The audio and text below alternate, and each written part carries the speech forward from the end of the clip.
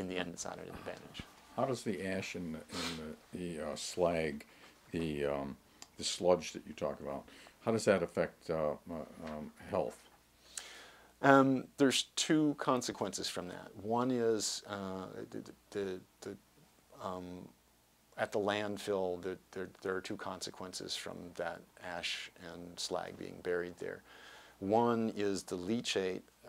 Eventually, the landfill is going to leak, even though it's got a plastic liner and it's got all this leachate collection system for being able to collect all that liquid. Eventually, it's going to leak, and that means that it puts the local groundwater at risk.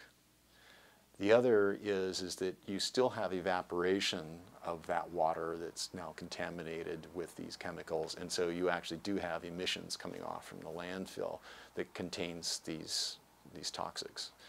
And every landfill generates landfill gas, which is primarily composed of methane, but it has trace elements of all these toxics. Or hazardous, then end up becoming considered a hazardous air pollutant because they're a contaminant in that landfill gas.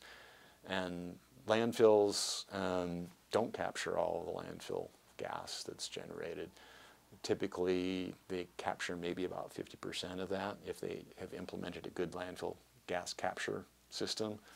But the other 50% just goes off into the air and the air of the local residents who live near there.